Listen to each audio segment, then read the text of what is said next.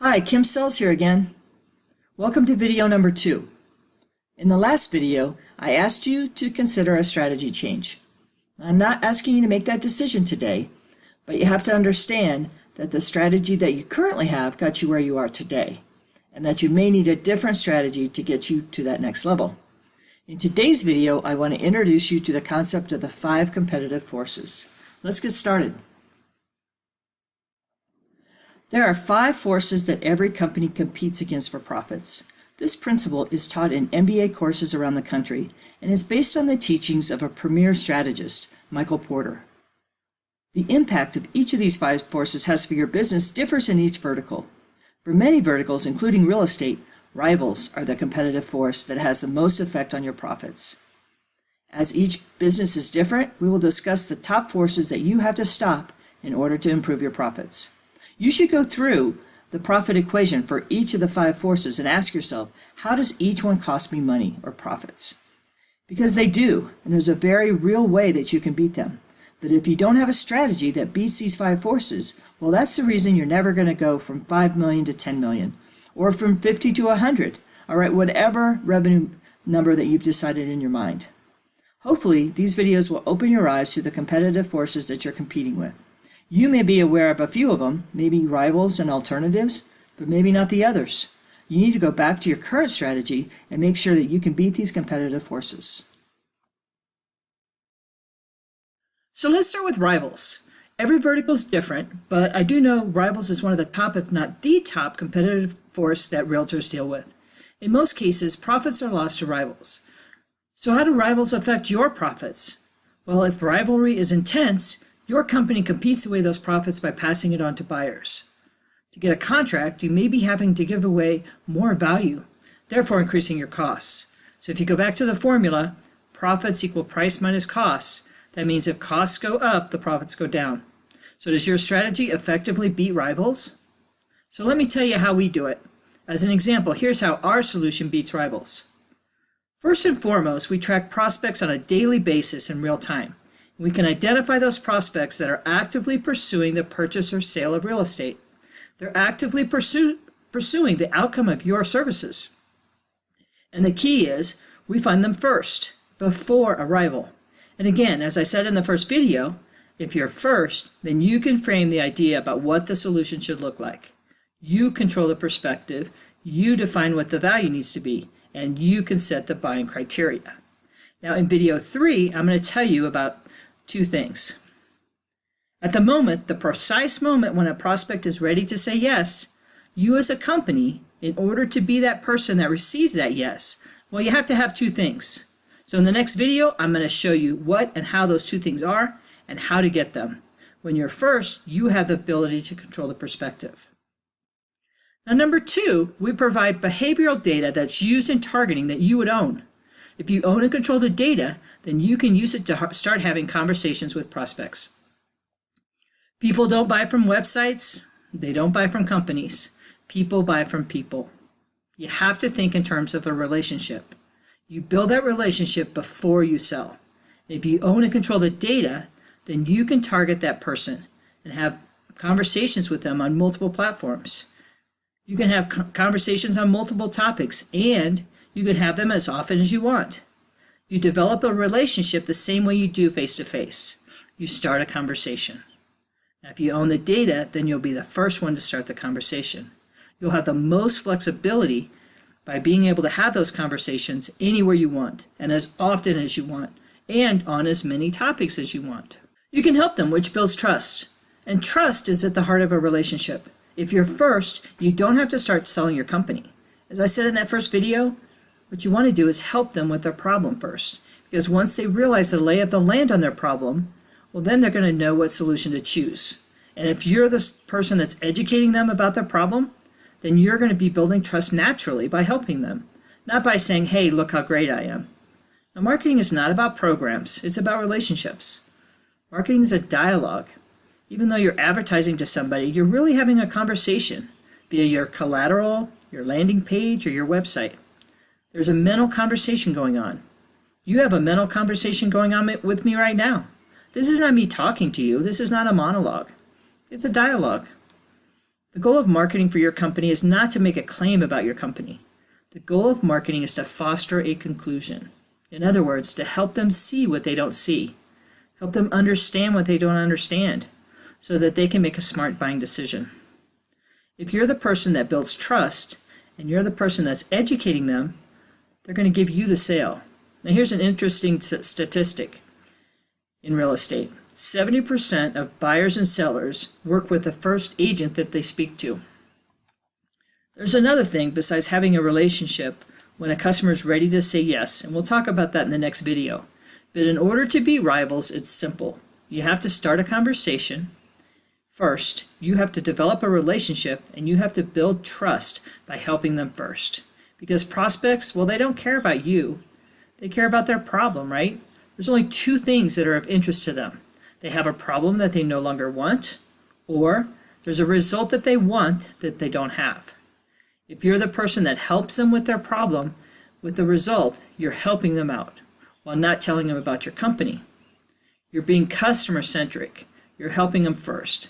At the end of the day, that's how you build trust. You've been listening to me now for 2 videos. I'm not saying that you trust me fully, but obviously you're still here, and you're still listening, and hopefully you're learning and applying what I'm teaching you. So we're slowly developing a relationship.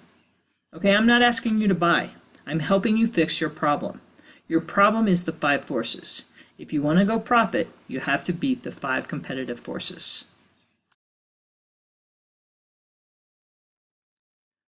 Powerful suppliers. You compete against suppliers, right?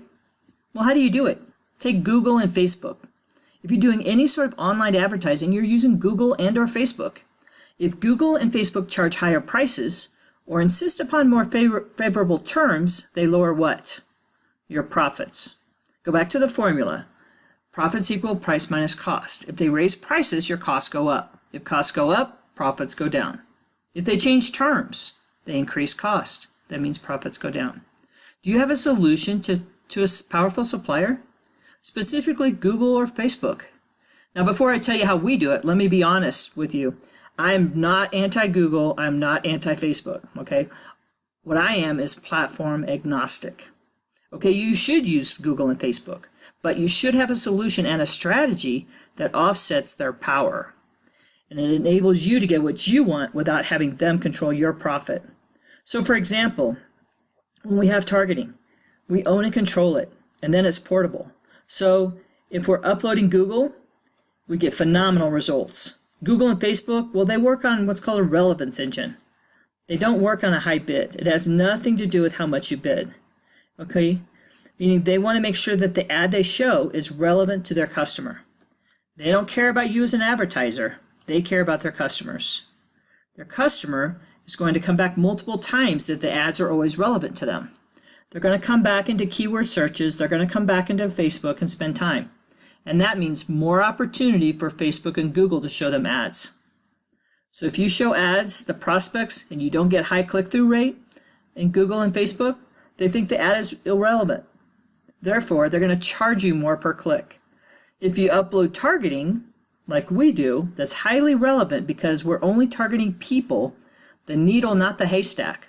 People that are actively pursuing the outcome of what you sell, a house, they're actively shopping and researching to buy or sell property, then you're going to get a higher click-through rate. And Google and Facebook work on a relevance engine. They're going to reward you with a lower cost per click. That lower cost per click, well, it's going to result in a lower acquisition cost for you. Now think about that formula again. Profit equals price minus cost. If you're the first one, you're building the value. So you're going to have a better chance in getting a premium price. And if you're not at the mercy of your supplier, then you're going to be able to get a lower cost. This is just one example of how we can help you beat powerful suppliers. The next one is powerful buyers. A powerful buyer forces your commissions down and or demands more value from you, thus capturing more of your profits. Remember, profits equal price minus cost. If your commissions go down, the profits go down. If you're not getting premium price anymore, your profits go down. If they ask for more value, your costs go up. Costs go up, profits go down. This is exactly why you're not making more money. So how do you offset powerful buyers? Well, here's the first thing that we do. You see, if you're only getting a handful of people, you're going to let them dictate the terms. You're going to let them dictate commissions. That's the first thing. If you have a small number of leads, you're going to basically kiss up to every prospect because you're afraid they're going to walk. The prospects know this, and that's why they're powerful buyers. Their negotiating power goes away when there are hundreds of people that you're talking to. You have the luxury to say no to a difficult prospect.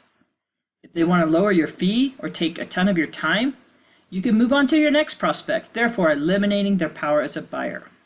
Now, number two, and probably just as important as the first one, is when you're able to start a conversation while they're researching their problem, you're building a relationship and you're building trust.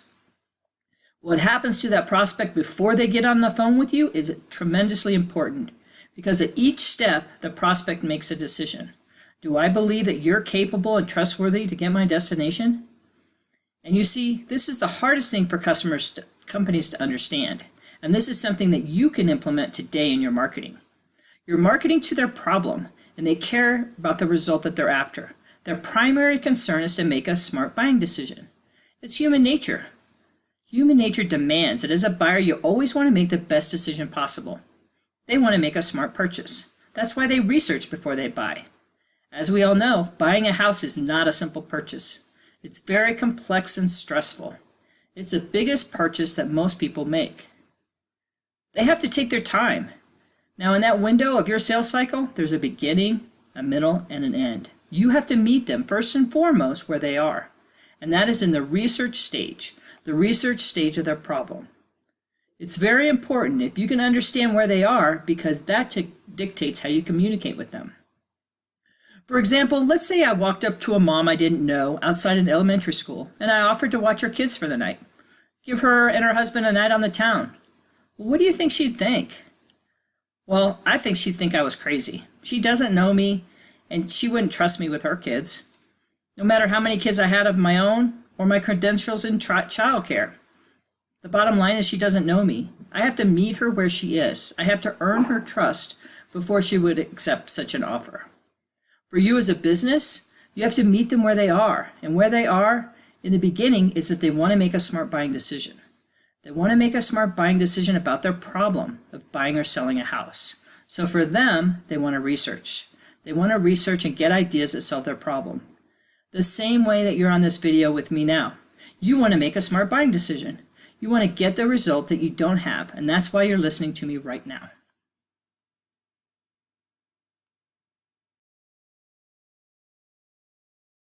Let's talk about threat of entry.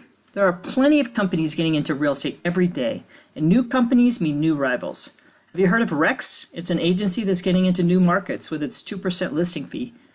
I also recently saw that Facebook will be getting into real estate. New companies mean new alternatives. What's the barrier of entry for newcomers to protect the real estate industry? Because they add new capacity, right? They offer extra products that compete against yours, and more companies sprout up every day. And the same thing with substitutes. Now, I can tell you in the marketing field, there are tons of alternatives, right? You don't have to just hire me. There are all sorts of things you can potentially do. Now, obviously, we think there's an advantage to using us, but it goes back to what I was just saying. If we're not communicating to you the value of what we do, then how can you measure us against an alternative?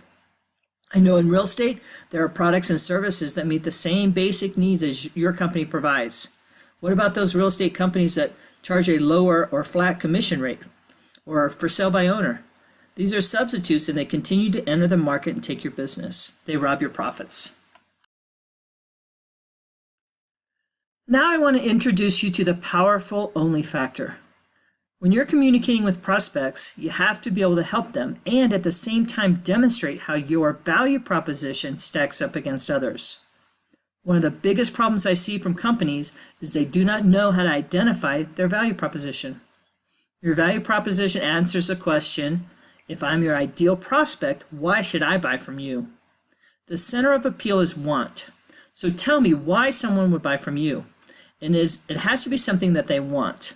Now, if we know they're looking to solve a problem, if we know they're looking to get a result, you can't say something like, we care about our clients. Yes, that's appealing, but that's not something they want.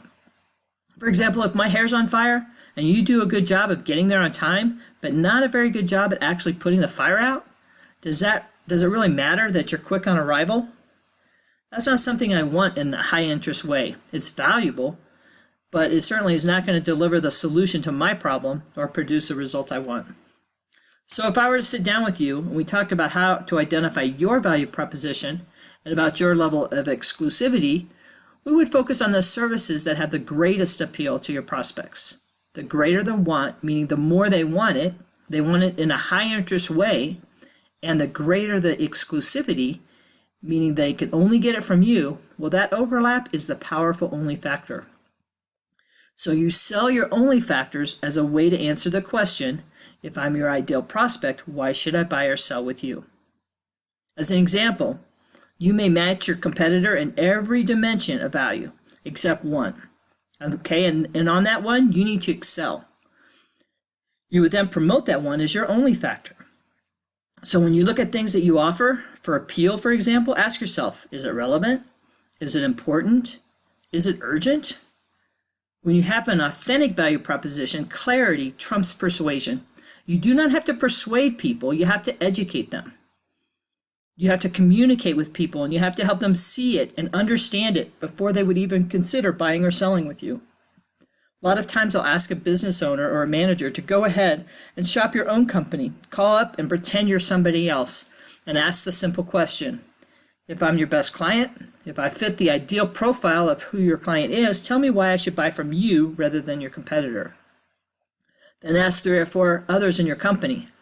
Look at your website, look at your marketing collateral. It's different every single time. Your value proposition, it needs to be evident and consistent across all your marketing and sales materials, all the ways in which you communicate with your potential buyers or sellers. Here's one thing, every prospect has a motivation. It's the single greatest factor in somebody saying yes.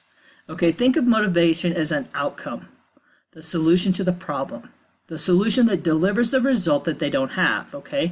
That is the outcome. You got on these videos because you wanted to be more profitable, but ultimately that's not why you got on these videos. Now that you've seen 2 videos, you know now that your problem is not being more profitable, but how do I beat the 5 forces to be more profitable? The answer is I need a better strategy that directly attacks the 5 forces. In the next video, I'm going to tell you where all sales start. In 2018, the sales starts long before they pick up the phone. The sales starts way before, and you need to meet them there, and I'm going to show you where there is.